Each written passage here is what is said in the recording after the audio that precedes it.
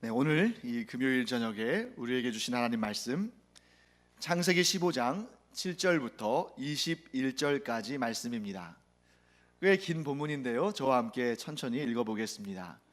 또 그에게 이르시되 나는 이 땅을 내게 주어 소유를 삼게 하려고 너를 갈대아인의 우르에서 이끌어낸 여호와니라.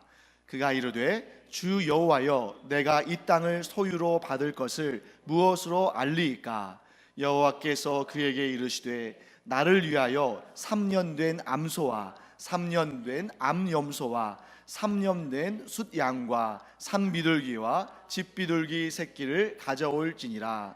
아브람이 그 모든 것을 가져다가 그 중간을 쪼개고 그 쪼갠 것을 마주 대하여 놓고 그 새는 쪼개지 아니하였으며 솔개가 그 사체 위에 내릴 때에는 아브람이 쫓았더라.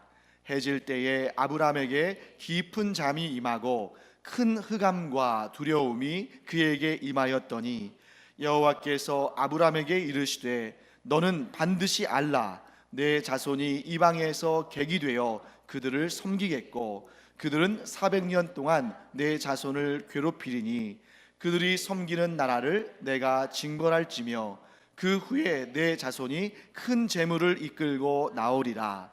너는 장수하다가 평안히 조상에게로 돌아가 장사될 것이요 내 자손은 4대 만에 이 땅으로 돌아오리니 이는 아모리 족속의 죄악이 아직 가득 차지 아니함이니라 하시더니 해가 져서 어두울 때에 연기 나는 화로가 보이며 타는 횃불이 쪼갠 고개 사이로 지나더라.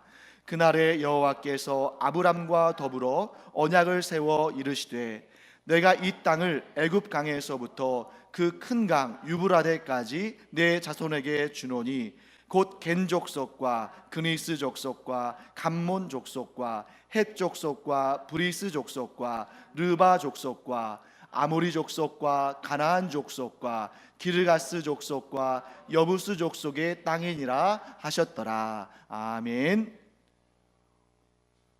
네.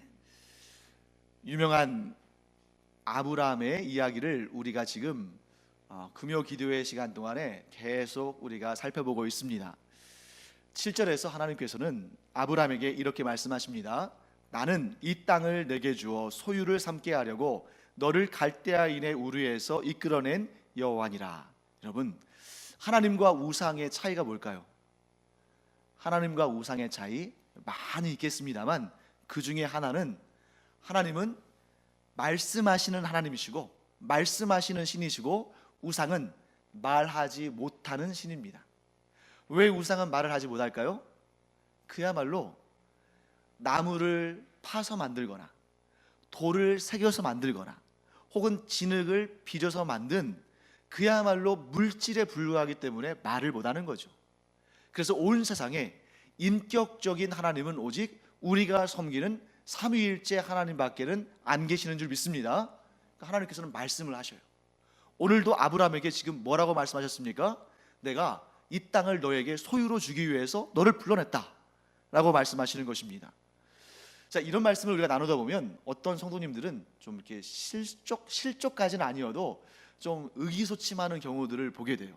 왜 그러냐면 성경에 나오는 아브라함, 이삭, 야곱, 이런 다니엘, 사무엘, 다윗, 모세 이런 위대한 신앙의 인물들은 전부 하나님과 정말 밀접하게 대화하는 것처럼 보이는데 나는 그렇지 않거든요. 이 사람들은 어떻게 이렇게 그 비결이 뭘까? 하나님과 이렇게 대화를 주고받고 또 하나님께 기도하면 하나님께서 응답하시고 어떨 때는 기적을 구하면 기적도 주시고 그러는데 왜 하나님께서는 내게는 침묵하실까? 그런데 여러분, 자, 오늘 이 아브라함과 하나님 사이에 대화하는 장면을 보면 앞쪽에서는 하나님과 아브라함 사이에 주고받는 대화가 나오고 중간쯤 이후에서는 아브라함이 깊은 잠에 들었을 때에 하나님과 주고받는 대화가 등장합니다. 즉 하나님과의 대화는 시간과 장소와 방법을 가리지 않아요. 꼭 내 귀로 그 음성이 들리듯이 들려야만 하나님과 대화했다고 말해서는 안 됩니다. 오히려 그렇게 나는 내 귀로 들리는 음성으로 들었다라고 말할 때는 상당히 좀 의심해 볼 필요가 있어요. 왜냐하면 하나님은 영이시죠. 대화의 방법도 영으로 하십니다. 물론 어떤 경우에는 하나님께서 물리적인 방법을 통해서 기적을 이루시듯이 물리적인 음성으로 우리의 고막을 울려서 말씀하실 수 있어요. 하나님께는 불가능이 없으니까. 하지만 하나님은 근본적으로 영이시기 때문에 영으로 말씀하십니다. 그러면 하나님과 대화하는, 하나님의 말씀을 듣는 우리의 귀는 물론 우리의 고막이 있는 물리적인 귀일 수도 있지만, 그런 가능성을 우리가 포기해서는 안 되지만, 더 많은 경우에 우리가 하나님과 대화한다면 어떻게 대화하겠습니까? 영으로 대화하는 것이죠. 우리가 하나님께 영으로 예배드리듯이, 여러분과 제가 지금 예배를 드릴 때 우리 육신으로 예배하는 거 아닙니다. 물론 우리가 이 하나님께 예배드리기에 합당한 자가 되기 위해서 우리의 육신도 정결하게, 성결하게 유지해야 되지만, 우리는 근본적으로 영으로 예배하는 사람들이에요. 그러면 우리가 영으로 예배하는 존재라면 당연히 하나님과의 대화도 영으로 대화하는 것입니다. 그래서 어떨 때는 이렇게 설교 말씀을 들을 때에 여러분들의 영이 반응해요. 그래서 여러분들의 영이 깨달음을 얻습니다.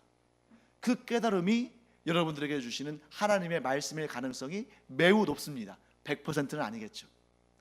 그 다음에 우리가 기도할 때 하나님께서 내가 오래도록 놓고 기도한 그 제목에 대해서 우리에게 어느 날 감동을 주실 때가 있어요.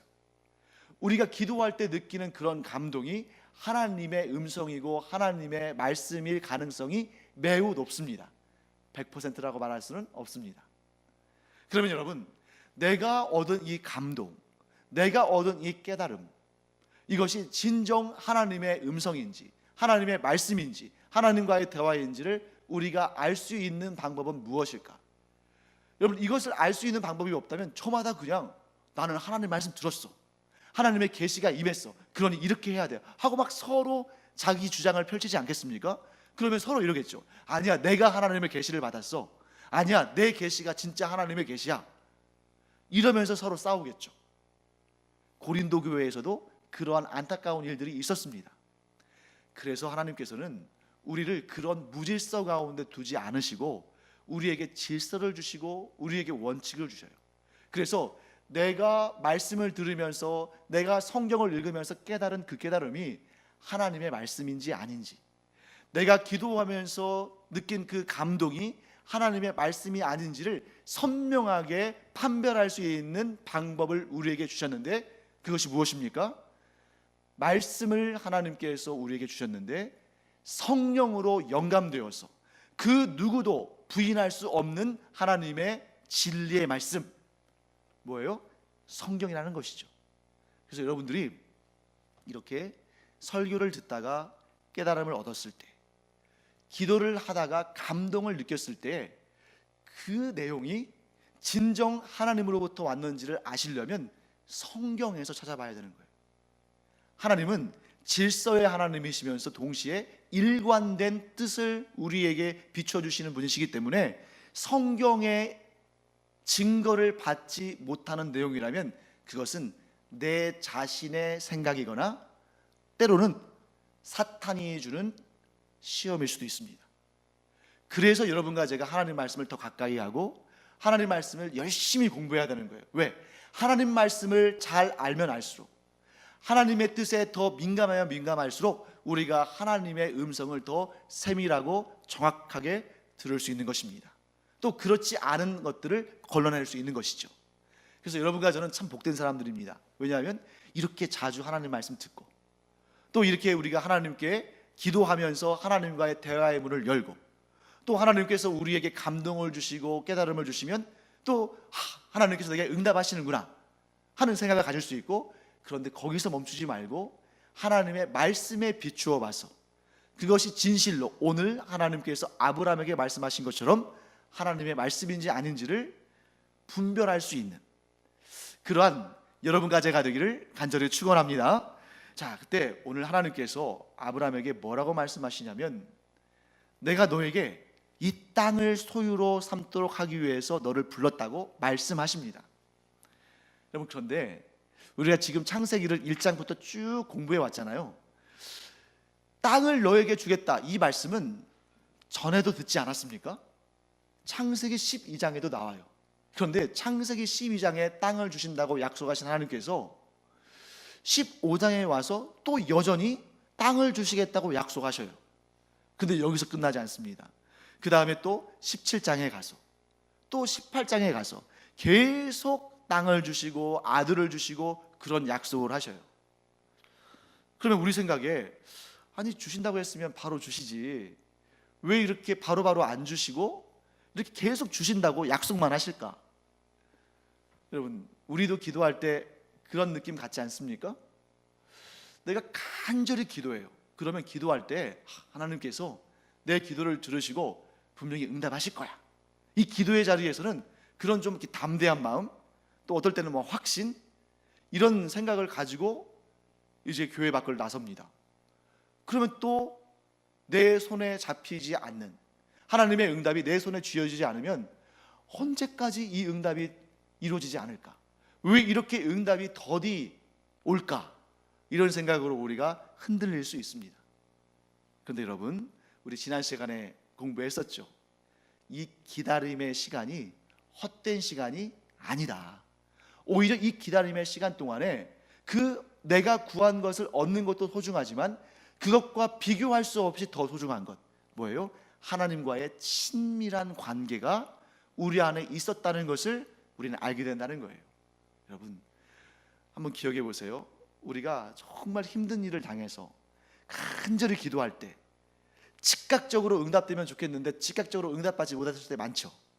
하지만 그 간절히 기도한 그때에 아마도 제가 여러분들의 인생을 속속들이 알 수는 없지만 여러분들의 인생 가운데 하나님과 가장 밀접하게, 가장 친근하게 대화하고 교제했던 때일 거라고 저는 생각합니다.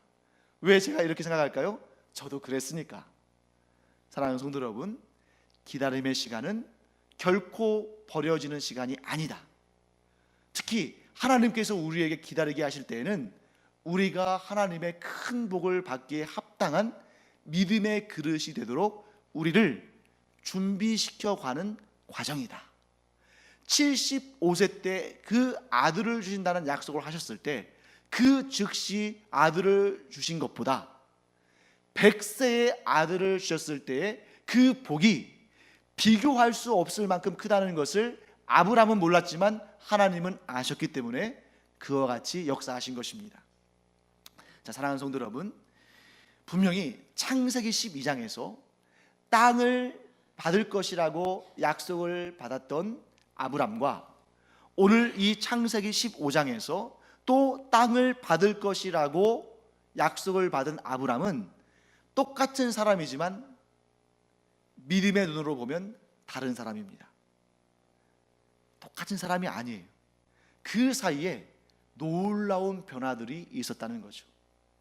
창세기 12장 이후에 어떤 일들이 있냐면 창세기 12장에서 아브람은 2번의 실패를 경험했습니다. 그래서 약속의 땅 가나안에 들어갔는데 기근이 생겼잖아요. 그래서 하나님의 그 돌보심과 은혜, 그 땅 가운데 자기의 생명을 지켜주실 것이라는 그 약속의 말씀을 조금 믿지를 못했어요. 그래서 어디로 피신해 갑니까? 애굽으로 내려가죠. 또 두 번째 실패는 무엇입니까? 그 애굽 사람들이 자기의 아내가 아름다운 것을 보고 자기를 죽이고 아내를 취해갈까 봐 어떻게 했어요? 아내를 누이 동생이라고 속였습니다. 누이 동생이라면 이제 이 여인을 탐내는 그런 남자들이 그 여인의 오빠한테는 잘 보이려고 할 거 아니에요. 결혼하고 싶으니까. 그러니까 그렇게라도 자기의 생명을 보존하려고 거짓말을 했어요. 이런 2번의 실패를 경험했습니다. 그런데 13장, 14장에 가서는 또 승리도 해요. 그래서 롯과 함께 그 좁은 땅에서 이제 그 땅을 나눌 때에 롯에게 먼저 네가 차지하면 나는 네가 차지하지 않은 곳으로 가겠다, 이렇게 얘기하죠. 거기에는 뭐가 담겨 있어요? 만약에 하나님의 존재를 믿지 못한다면 어떻게 해서든지 간에 자기의 나이를 가지고 밀어붙이든 자기의 힘을 가지고 밀어붙이든 일단 좋은 곳 차지해야 되죠. 그런데 아브라함 안에 어떤 믿음이 생기기 시작했냐면 어디를 가든지, 내가 어디를 가든지 하나님께서 내게 좋은 길을 내시고 나를 보호하시고 나를 좋게 하실 것이라는 믿음이 그 가운데 생겨나고 있었던 것입니다. 그 다음에 또 어떤 내용이 있었습니까? 14장으로 이제 가면은 그돌라오멜이라는 북방의 그 강한 연합군, 그런 그 왕들이 내려왔을 때 그들이 롯을 포로로 잡아가죠. 그때 아브라함이 겨우 자기 집에서 키우고 길리운 318명, 물론 적은 수가 아닙니다만 그 북방 나라들의 연합군에 비하면 아주 작은 수잖아요. 그런데 그런 사람들을 데리고 올라가서 그들을 치고 승리해서 롯을 데려옵니다. 여러분, 수만 명의 군사를 318명으로 대적할 수 있습니까? 없습니까? 인간적으로는 안 되는 일이잖아요. 그것도 4개 나라의 연합군하고 한 가정의 사람들하고 서로 싸운다, 전쟁한다. 이거 말이 안 되잖아요. 그럼에도 불구하고 아브라함이 그들을 쳐서 승리할 수 있었던 이유는 무엇입니까? 하나님에 대한 믿음이 그 가운데 강하게 자리 잡고 있었던 것입니다. 자, 여러분, 하나님은 분명히 아브라함의 성장을 보셨어요. 그리고 이제 와서 그 아브라함의 성장을 보시면서 창세기 15장에 와서 이제야말로 아브라함과 정식적인 언약을 맺을 때라는 것을 하나님께서 아셨습니다. 그리고 오늘 언약을 맺으셔요. 차이를 아시겠죠? 창세기 12장에서도 땅을 주신다고 하셨어요. 그런데 그때는 말씀으로 약속하신 것입니다. 그런데 오늘 이 15장에 와서는 역시 같은 땅을 주시기로 말씀하시고 약속하셨지만 그것으로 머무시는 것이 아니라 어떻게 하셨다고요? 언약을 맺으셨다는 거예요. 언약을 맺었다는 것은 왜 중요하냐면 돌이킬 수 없음을 의미합니다. 그냥 말로 약속한 거하고 언약을 맺은 것은 어떤 차이냐면, 말로 약속을 한 것은 내가 뭘 줄게 한 정도지만 언약을 맺었다는 것은 도장을 찍었다는 거예요. 그렇기 때문에 하나님께서는 아브라함의 영적인 상태를 봐가시면서 때가 차고 기회가 왔을 때에 그와 언약을 맺으시는 것이죠. 자, 그때 우리 여러분, 성경에서 가장 특이한 장면 중에 하나가 오늘 창세기 15장에서 펼쳐집니다. 하나님께서 뭐라고 하시냐면 아브라함에게 재물들을 준비하라고 하셔요. 그 재물들이 뭐냐면 3년 된 암소, 3년 된 암염소, 그리고 3년 된 숫양, 그리고 산비둘기, 집비둘기 새끼를 가져다가 뭐 하라고 했어요? 중간을 쪼개라고 말씀하셨어요. 그리고 중간을 쪼개고 쪼갠 것을 마주 대하여 놓으라라고 말씀하셨는데, 여러분 여기에서는 여러분들이 좀 이 그림을 좀 머릿속에 그리셔야 돼요. 자, 조금 잔인해 보일 수는 있지만 암소를 반을 가릅니다. 그 다음에 여기서 마주 대하여 놓으라는 것은 딱 붙여놓으라는 얘기가 아니에요. 요거를 서로 향해서 이렇게 조금 사이에 약간 띄어서 이렇게 짝을 이뤄 놓으라는 거예요. 그러니까 하나를 반 잘랐다면 이런 식으로 이렇게 짝을 이뤄 놓으라는 것이죠. 좀 특이하지 않습니까? 보통 여러분, 이 당시는 아직 모세의 율법이 주어지기 전이니까 제사법에 대한 정확한 규정은 없지만, 그런데 보통 제사라 그러면 짐승을 잡아서 그것을 태워서 하나님께 드리잖아요. 그런데 짐승을 잡아서 불태워서 하나님께 드리는 이런 형식이 아니고, 그 짐승들을 잡아서 반을 가르고 이 반쪽씩 서로 향하여 있도록 이렇게 배치를 해 놓으라는 것입니다. 그래서 이 반을 나눈 짐승들 사이에 통로를 두라는 거예요. 왜 그러셨을까? 여러분, 이 이스라엘이 속한 지역이 고대 근동 지역이거든요. 이 고대 근동 지역에 고대 근동 지역에 이 쌍방 간의 언약을 맺을 때 사용하는 특별한 방식이 있습니다. 그 방식이 뭐냐면, 이 언약을 맺을 때에 둘 사이에 언약을 맺었다는 그런 표징으로 이렇게 쪼갠 짐승들 사이로, 이 쪼갠 희생제물 사이로 언약의 두 당사자가 걸어가는, 그 사이로 걸어가는 그런 풍습이 있었어요. 그러니까 이것은 일반적인 제사가 아니라, 제사의 용도로 불태워 드리는 용도가 아니라 언약을 체결할 때에는 쪼갠 짐승 사이로 언약의 두 당사자가 걸어가는 것입니다. 뭘 의미하냐면, 상징적으로 이 언약은 누구도 깨뜨릴 수 없는 언약인데 너와 나, 즉 언약을 맺는 두 당사자 중에 누구라도 한 명이라도 이 언약을 먼저 깨뜨리는 자는 이 짐승들처럼 쪼개질 것이다 라고 상징하는 거예요. 이것은 제가 지어낸 얘기가 아니라 예레미야서 34장 18절부터 21절 말씀을 한번 우리 PPT로 한번 보면서 읽어보도록 하겠습니다. 자, 우리 예레미야서 34장 18절부터 21절 한번 읽어보겠습니다.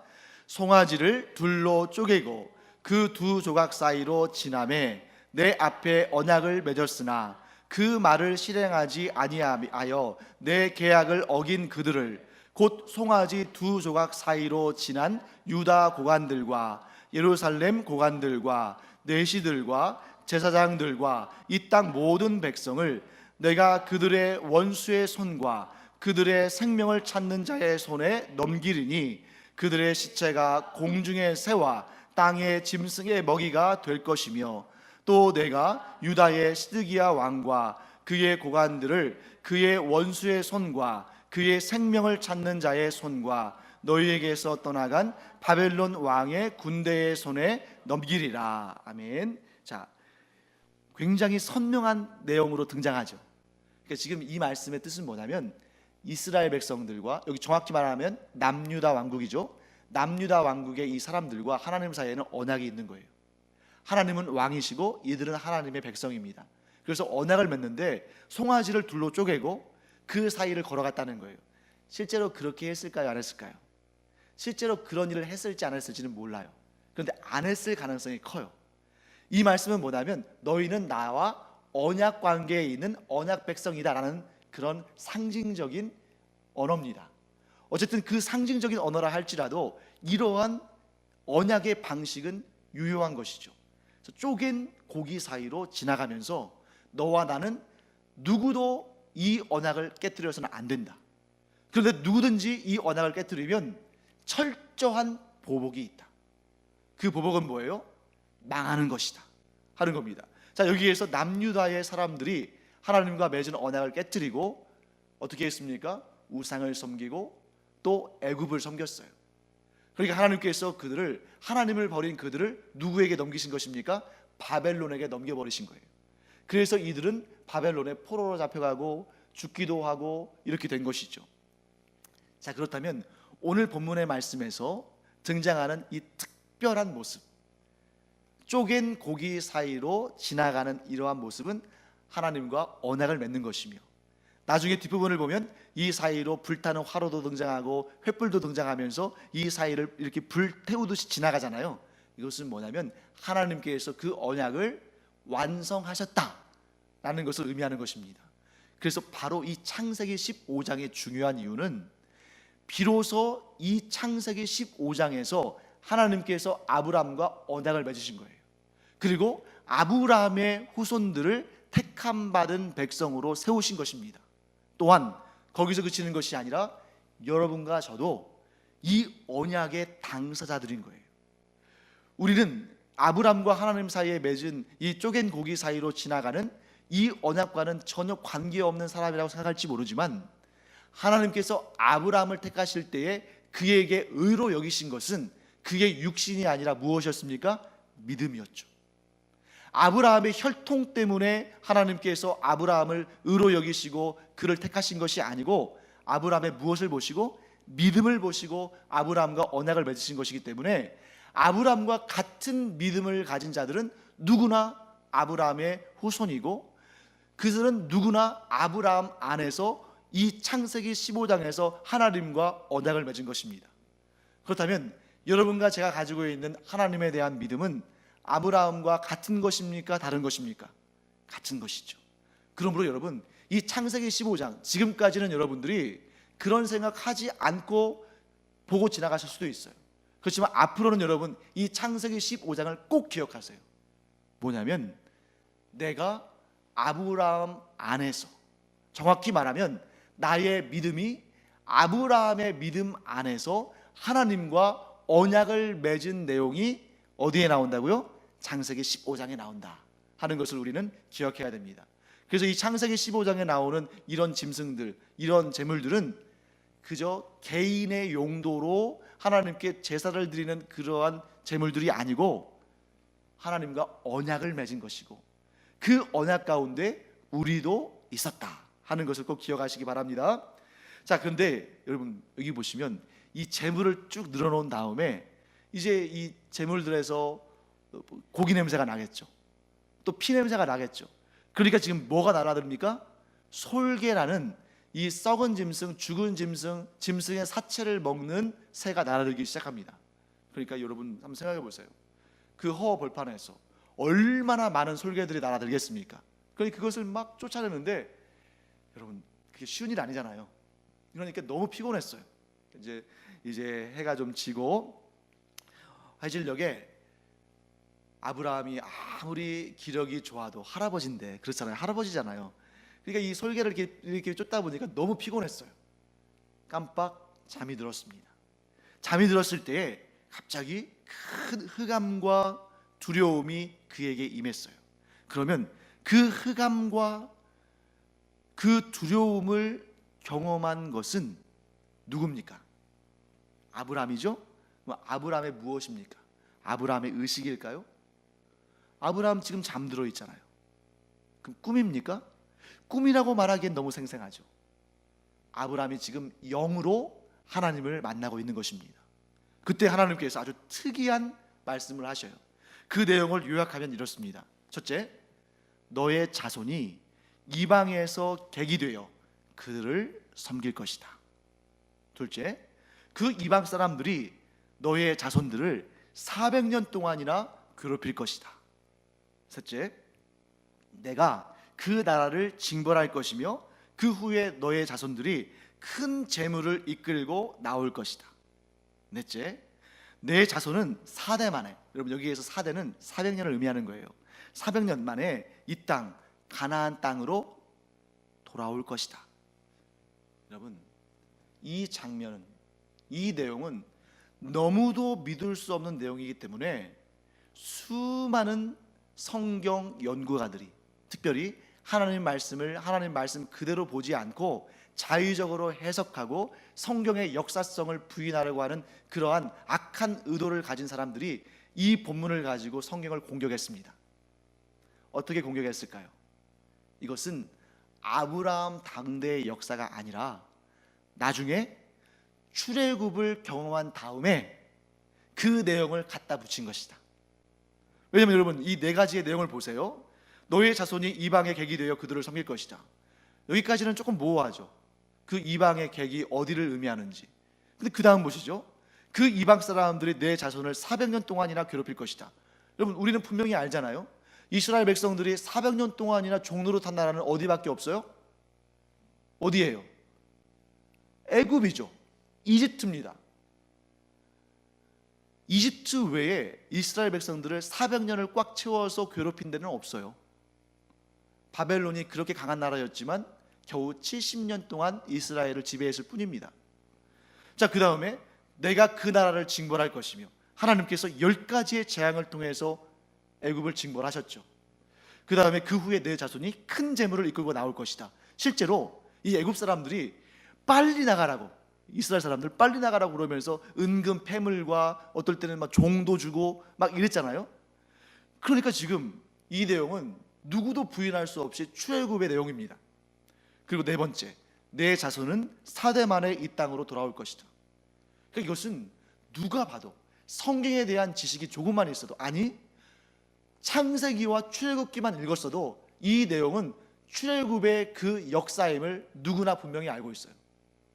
그런데 예언이라는 것이 보통 두루뭉실해가지고 그냥 이렇게 좀 정확하기보다는 이렇게 됐겠구나 하고 생각하기가 쉬운데 너무나 선명하고 너무나 분명하게 예언되어 있으니까 그것을 믿지 못하는 사람들은 이거 출애굽기 이전의 내용이 아니라, 출애굽기 이전의 그 역사 가운데 있었던 내용이 아니라 나중에 출애굽을 경험한 다음에 여기다 갖다 붙인 것이다, 이렇게 주장하는 사람들이 있었습니다. 여러분 결코 그렇지 않아요. 왜냐하면 하나님은 지금 이 아브라함이 존재했던 이때로부터 이 예언의 말씀이 이루어지기까지는 짧게는 600년, 길게는 1000년의 시간이 지나게 됩니다. 하나님께는 이 600년이나 1000년은 아무것도 아니에요. 하루도 되지 않습니다. 하나님께는, 그러니까 하나님께서 아브라함과 약속하시면서 언약을 맺으시면서 장차 이루어질 일들에 대해서 다 말씀하시고 보여주신 거예요. 왜 그랬을까? 여러분, 지금 아브라함은, 다시 우리 앞으로 돌아가 보면 하나님께 무엇을 구하고 있습니까? 이 땅을 저에게 주실 것을 제가 어떻게 알겠습니까? 이렇게 말하고 있어요. 또 아브라함은 지금 계속해서 하나님께 왜 아들 한 사람이라도 좋으니까 저한테 아들 주시기를 간절히 바라는데 왜 이렇게 아들을 주지 않으십니까?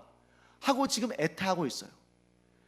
지금 땅도 받지 못하고 아들도 얻지 못한 아브라함의 입장에서는 자기는 너무 초라한 존재예요. 지금 나이는 먹을 대로 먹었는데 땅도 한 평 없죠. 아들도 없습니다.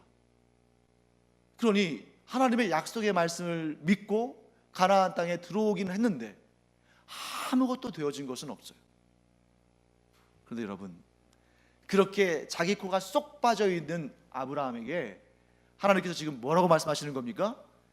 자, 왜 하나님께서 이스라엘 백성들을 가나안 땅에서 애굽 땅, 그 애굽의 고센 땅으로 옮겨 놓으셨을까요? 그들을 큰 민족으로 성장시키시기 위해서 애굽 땅에 갖다 놓으신 거예요. 만일 이들이 가나안 땅에 그대로 살았더라면 민족적인 정체성을 형성하기도 전에 그 이방 족속들에게 동화되었거나 아니면 그들의 칼날에 죽었거나, 그래서 민족을 이루지 못했을 가능성이 매우 큽니다. 우리가 생각할 때도 그런데 하나님은 얼마나 그 상태를 잘 아시겠어요. 그러니까 이 애굽 땅, 어떠한 기근에도 결코 식량이 떨어지지 않는 땅, 어떠한 기근에도 결코 목축에 필요한 풀이 사라지지 않는 땅, 그 땅으로 옮기셨어요.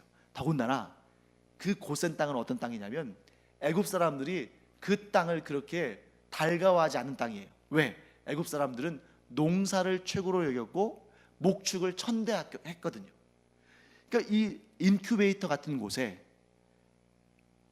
이 애굽 사람들의 땅이지만 인큐베이터 같은 곳에 이 이스라엘 사람들을 거기에 처음에는 70명을 모아 두셨는데, 이들이 출애굽할 당시에는 무려 성인 남성만, 즉 만 20세에서 60세까지의 남성만 60만 명이었으니까 여성과 어린이와 노인까지 합치면 적어도 200만, 보통 한 300만 정도, 이 정도의 대규모의 민족을 이루면서 나오는 것을 보게 됩니다. 여러분, 아브라함은 지금 현실의 문제 때문에 땅 한 평, 자식 한 명 구하고 있지만 하나님은 어떻게 하셨어요? 놀라운 역사를 보여주신 것입니다. 내가 너에게 땅 한 평 주려고, 또는 아들 한 사람 주려고 너를 불러낸 것이 아니다. 나는 너에게 더 원대한 꿈을 가지고 있다. 그것은 너로 하여금 큰 민족을 이루게 할 것인데 그들이 수백만으로 성장할 것이다. 또한 나는 너에게 이 땅을 줄 것인데, 하시면서 이 가나안 땅의 그 족속들 이름을 다 부르고 있잖아요. 지금은 이 수많은 족속들이 차지하고 있는 그 땅을 내가 너와 너의 후손들에게 주겠다 라고 말씀하시는 것입니다. 사랑하는 성도 여러분, 여러분과 제가 이 금요일 저녁에 기도하러 왔잖아요. 꼭 기억하시기 바랍니다. 여러분과 제가 아무리 원대한 꿈을 꾸어도 하나님께서 우리를 향해서 꾸고 계시는 그 꿈과는 비교할 수 없어요. 여러분과 제가 아무리 정말 찬란한 미래를 꿈꿔도 하나님께서 우리에게 주실 그 미래와는 비교할 수 없는 것입니다. 하나님은 항상 우리보다 큰 꿈을 꾸시고, 하나님은 항상 우리가 원하는 것보다 더 놀라운 것을 주시는 분이셔요. 우리의 기준으로는 그렇지 않게 보일지 모르지만 우리를 가장 정확히 아시는 하나님께는 우리가 미처 계획하지도 못한, 우리가 미처 생각하지도 못한, 우리가 미처 이것이 좋은 것인지 모르는 그런 것들을 하나님께서는 얼마든지 이용하셔서 우리에게 크고 놀라운 역사를 이루시는 줄 믿습니다. 네, 여기까지 제가 오늘 준비했던 설교예요. 그런데 이 설교를 제가 주초에 준비해 놓고 여기에서 마무리를 하려고 했는데 오늘 갑자기 일이 생겼습니다. 그 일이 뭐냐면 제가 좀 이렇게 허리가 좀 불편해서 좀 치료받고 이렇게 좀 누워 있었는데 김주성 목사님이 이렇게 연락을 했어요. 사진 하나 보내주면서. 이게 뭐냐면 옆에 지금 우리가 늘 잘 써왔던 주차장이 칸막이로 지금 막혀 있어요. 거기에 이제 건물이 들어온다는 거예요. 그러니까 원래 이 건물주의 소유의 땅이 아닙니다. 근데 얼마간 다달이 얼마간 사용료를 내고 주차장으로 우리가 썼던 거예요. 근데 그 원 땅 주인이 거기에 건물을 짓겠다고 이제 그 주차장을 이제 빼라고 한 겁니다. 인간적으로 볼 때는 너무 안타까운 일이죠. 왜냐하면 특히 제주는 차를 타고 오시는 분들이 대부분이잖아요. 근데 저기에 그래도 한 20대 30대 차를 댈 수 있었는데 참 교회 입장으로서는 너무 안타까운 일입니다만 제 마음속에 묘한 평안이 임했습니다. 왜 그러냐면 이 설교를 준비하고 있었기 때문에 그랬나 봐요. 하나님은 우리가 꾸는 그 꿈 정도에 만족하시는 분이 아니십니다. 하나님은 반드시 우리보다 더 크고 놀랍고 위대한 꿈을 꾸시고 그 꿈을, 그 비전을 이루시는 분인 줄 믿습니다.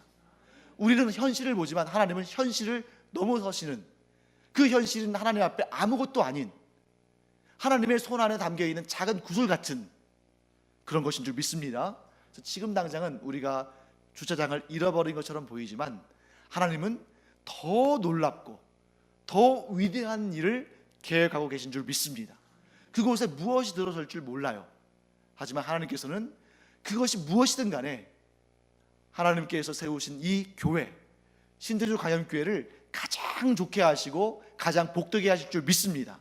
물론 우리가 사람이기 때문에 때로는 그 마음이 이렇게 막 믿음의 마음을 가졌다가 또 현실을 보면서 좀 무너지기도 하고 흔들릴 수도 있지만, 그럼에도 불구하고 우리가 끝까지 믿음을 가지고 하나님을 소망하며 나아가면 반드시 우리가 꿈꿨던 것보다 훨씬, 아니 비교도 되지 않을 만큼 위대하고 놀라운 하나님의 역사를 보게 될 줄 믿습니다. 여러분, 오늘 기도하실 때 이 생각을 여러분들이 굳게 붙드시기 바랍니다. 여러분들이 무엇을 꿈꾸든지 결코 하나님의 꿈을 넘어설 수 없다. 여러분들이 어떤 기도의 제목을 가지고 기도하든지 하나님은 더 크고 놀랍고, 아니 가장 좋은 것으로 응답하실 것이다. 이 믿음 가지고 기도하며 그 응답을 받는 여러분과 제가 되기를 간절히 축원합니다.